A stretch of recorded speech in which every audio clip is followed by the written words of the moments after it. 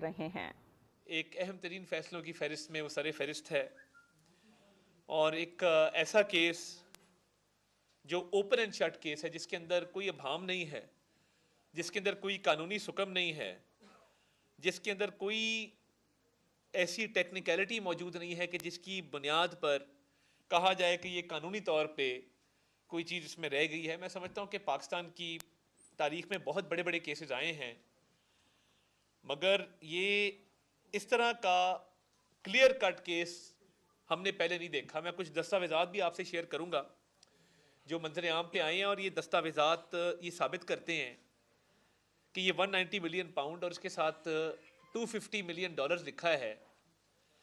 ये asset recovery unit जो शहजाद अकबर जिसको हेड करते थे, उसने इसको अपने दस्तावेज़ात में रिकवर्ड अमाउंट शो किया है। एसेट रिकवरी यूनिट बनाया गया था इस्लामाबाद में वज़ीर आज़म के दफ्तर में, इस गर्ज से कि एंटी करप्शन और जो मामलात हैं रिकवरीज के हवाले से, उन मामलात को उनकी जांच पड़ताल की जाए और तदारक किया जाए और पैसे रिकवर करके सरकारी खजाने में जमा कराए जाए। ये शहजाद अकबर साहब जो थे बतौर मुशीर एहतसाब एक एसेट रिकवरी यूनिट को हेड करते थे, जिसमें और भी लीगल एक्सपर्ट्स मौजूद थे।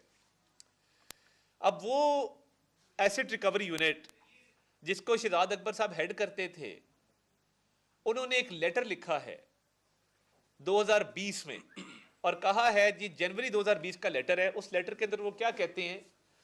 उस लेटर में वो ये कहते हैं कि हमने हुकूमत पाकिस्तान को ये पैसा लेके दे दिया है जो हुकूमत पाकिस्तान की मलकियत थी, हमने रिकवर किया है। और फिर उन्होंने एक फहरिस्त जारी की जिसके अंदर उन्होंने ये लिखा कि इस इतने सालों के अंदर हमने ये अमाउंट्स रिकवर की हैं जो करप्शन का और रिश्वत का पैसा था, और रिकवर करके हुकूमत पाकिस्तान के हवाले कर दिया है। अब ये देखिए ना, अब आपके अपने दस्तावेजात, शहजाद अकबर साहब लंदन भी गए, उन्होंने वहां भी कागजात को इधर उधर करने की कोशिश की, आप सबने वो फुटेज देखी।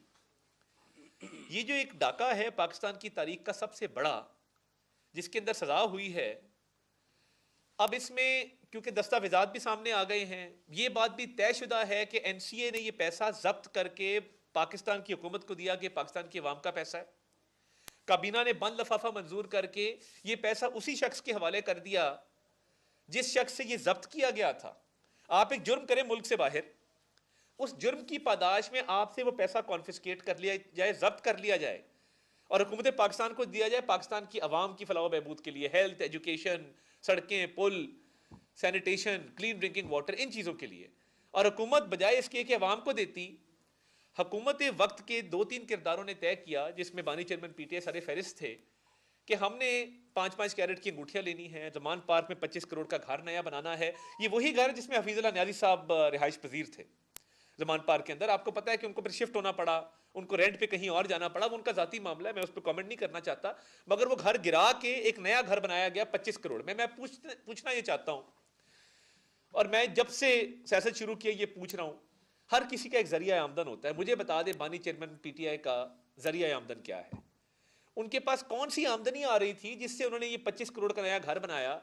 या जो जमीन फरज शहजादी को लेके दी गई, वो कहां से उन्होंने ये जमीन ली और किसने वो जमीन दी? एक चेयर रख दें जलामा साहब के लिए प्लीज, जल्दी रख दें। और ये 200 कनाल जमीन हो, 200 कनाल जमीन के साथ 5 कैरेट की अंगूठियां हो, 25 करोड़ का घर हो, ये उस चीज की रिश्वत थी। वो जो पैसा एनसीए ने पाकिस्तान को दिया और इमरान खान साहब ने और उनकी अहलिया ने वो पैसा उसी शख्स के हवाले कर दिया जिससे ये जब्त किया गया था। ये 80-90 अरब का ये घपला है और उसका फैसला है जो खुशाइंद है। अब जब ये सारी चीजें साबित हो गई ना, और एनसीए देखे, नेशनल क्राइम एजेंसी, एक बड़ी मायानाज तहकीकाती इदारा दुनिया का, शहबाज शरीफ साहब की इन्वेस्टिगेशन की, इसी कमरे में हमने प्रेस कॉन्फ्रेंस की थी, आपको दस्तावेजात दिखाए थे कि 5 ममालिक में थरो इन्वेस्टिगेशन के बाद शहबाज शरीफ साहब को क्लियर किया उन्होंने। वही एनसीए थरो इन्वेस्टिगेशन के बाद ये पाकिस्तान के हवाले करती पैसा, और ये रिश्वत लेके करोड़ों अरबों की ये पैसा उसी शख्स को दे देते हैं जिससे ये जब्त किया गया था। ये तो साबित है ना, इसमें आप क्या कहेंगे?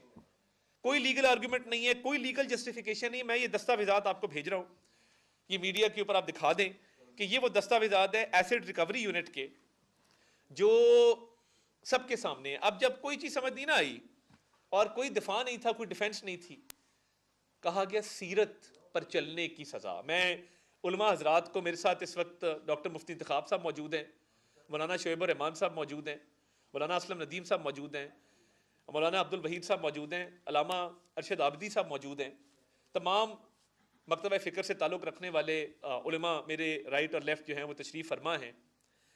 बात सिर्फ इतनी है, और मैं कहना सिर्फ ये चाहता हूँ कि जब कुछ नहीं मिला और लीगल डिफेंस है नहीं, सियासी तौर पे केस लड़ा गया ना, कौन सा ये जो जमीन अल कादिर की खरीदी गई और वहां पे 28 करोड़ रुपए अकाउंट पे गया और एक शैम ट्रस्ट मियां बीवी ने बनाया, भाई ईदी का ट्रस्ट क्यों नहीं बना, शहजाद रॉय का क्यों नहीं बना, अबरारुल हक का क्यों नहीं बना, शीपा का ट्रस्ट क्यों नहीं बना, फातमीद फाउंडेशन का क्यों नहीं बना, सुंदस फाउंडेशन का क्यों नहीं बना? इतने इदारे दुनिया के अंदर, उसी शख्स का ट्रस्ट बनाया गया जिससे आपने पैसे, जिसके हवाले वो पैसे कर दिए और कोई नहीं मिला था।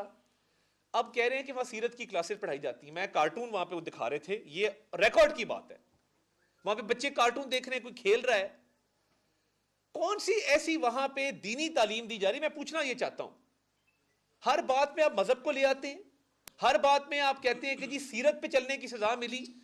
ये इस सियासत से मजहब को दूर रखें मेहरबानी फरमा के।